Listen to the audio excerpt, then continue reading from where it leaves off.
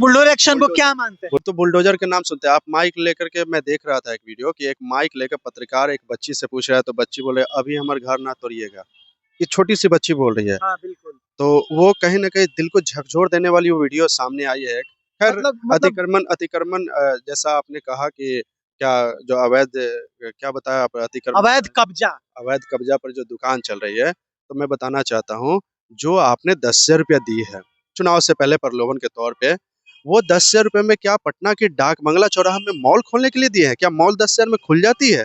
रोजगार करने के लिए मिला है। रोजगार कर तो रोजगार कहाँ किया जाएगा? कहीं जगह पे करेगा, कहीं जगह मंडी होना चाहिए। जाहिर सी बात है कि 10,000 के जब निवेश के लिए कोई स्थान आप चुनेंगे, तो जाहिर है कि सड़क किनारे रेरा ठेला यही मिलेगा ना।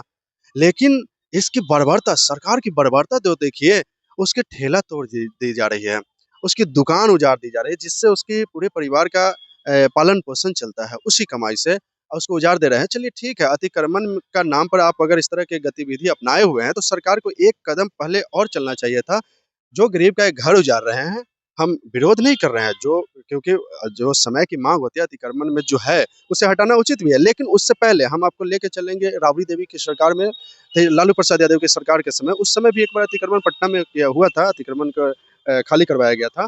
तो उस समय जितने भी गरीब सड़क के किनारे बसे हुए थे, उन सबों को रहने की व्यवस्था कराया गया था, जिसको आज हाउसिंग बोर्ड के नाम से अभी जानते हैं। पटना के लगभग 7-8 ठिकाने में, प्रदेश का लगभग विभिन्न जिलाओं के मुख्य शहरों में 3-3 4-4 तल्ला का बिल्डिंग बना करके उसको पहले सुरक्षित किया गया था। उस गरीब पहले सुरक्षित तौर पे शिफ्ट किया गया था, उसके बाद अतिक्रमण किया गया था, अतिक्रमण को हटाया गया था। वेंडरशिप शॉप भी बनाया गया था, दुकानें भी बनाई गई थी। जो ठेला टूटा था उसके लिए ठेला तोड़ा नहीं गया था, हटाया गया था उस समय। अभी तोड़ा जा रहा है। उस समय अतिक्रमण खाली करवाना होता था और अभी बुलडोजर चलवाना होता, दोनों में फर्क होता है। बुलडोजर से देखा जा रहा है बिहार में कि बुलडोजर से लगातार दुकान को तोड़ दिया जा रहा है, गुमटी को तोड़ दिया जा रहा है, ठेला को तोड़ दिया जा रहा है। वही सवाल कहीं ना कहीं हमारा है, हम लोग का कंसर्न है कि क्या उनको वैकल्पिक जगह मिलना चाहिए? बिल्कुल मिलना चाहिए, और पहले इस दिशा में कदम उठानी चाहिए थी सरकार को। पहले इसी दिशा में काम करना चाहिए कि गरीब जो है, इस कड़ाके की सर्दी में आप ये पाप आप भी कभी ना करें। आप भी बचपन में, हम भी बचपन में जो घोंसले में, ठंड के मौसम में घोंसले उजाड़ने की प्रयास हम लोग करते थे बचपन में, तो दादा दादी कहा करते थे कि ठंड के मौसम में चिड़िया का घोंसला नहीं उजाड़ना चाहिए, पाप लगता है। ये लोग को इतना पाप लगेगा ना कि कीड़े पड़ेंगे। ये लोग को देख लीजिएगा, भारतीय जनता पार्टी, उनके कुनबा, उनके सरकार, उनके अलायंस वाले सरकार को कीड़े पड़ेंगे। विजय सिन्हा, सम्राट चौधरी गर्व फील कर रहे हैं, गर्व महसूस कर रहे हैं बुलडोजर चलवा के। भारतीय जनता पार्टी का सोच ही रहा है, गरीबी ना हटाओ, गरीब को ही हटा दो, तो ये लोग गर्व महसूस करेंगे। दर्द लालू प्रसाद यादव को होता है, जब इस तरह की गतिविधि में सरकार को देखते हैं, तो उनको दर्द उन्हें होता है। जो समाजवादी लोग होते हैं, जो जनता का दर्द को समझने वाले व्यक्ति होते हैं, उन्हें दर्द होता है। दर्द तो आपका भी होता है।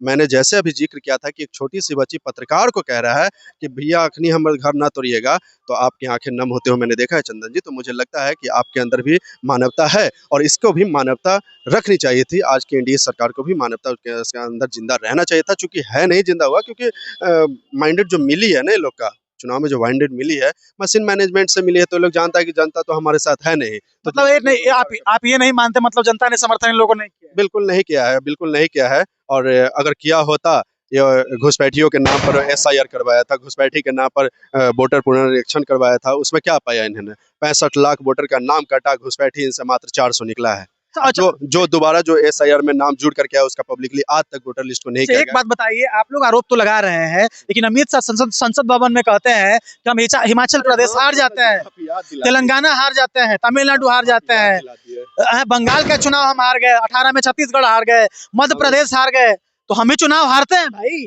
चंदन जी, आप याद दिला दिए, हम तो भूले हुए थे।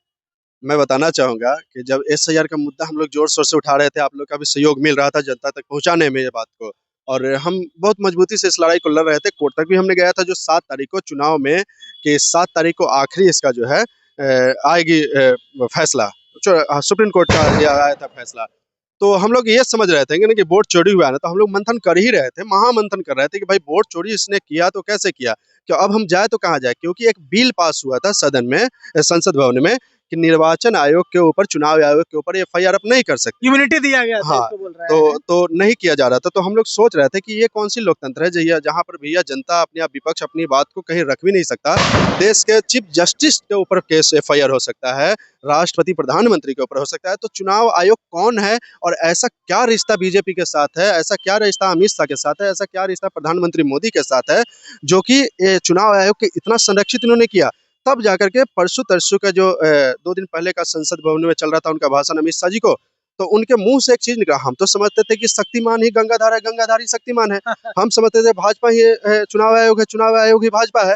लेकिन ये संशय जो हमारी आंखों के सामने एक परत बन के खड़ी थी, काली परत, ये क्लियर अमित शाह ने खुद कर दिया। उन्होंने साफ साफ अपने भाषण के दौरान जिक्र किया कि इस साला चुनाव आयोग। तब जाकर के हम लोग का दिमाग खुला कि अरे भैया ये कोई शक्तिमान गंगाधार वाला खेल नहीं है, ये संबंधी है। ये संबंधी निकला। अमित शाह ने सीधा चुनाव आयोग को साला बोल दिया कि ये क्या कहना क्या चाह रहे मैं हैं? बता रहा हूँ।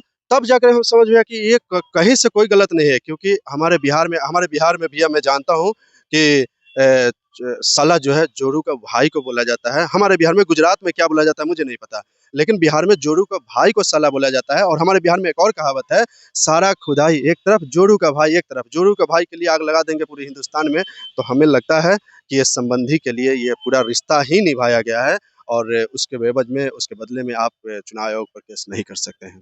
चलिए, बहुत बहुत धन्यवाद। हमारे साथ कुंदन जी थे। आज के लिए इतना ही। जय हिंद, जय भारत। जय समाजवाद।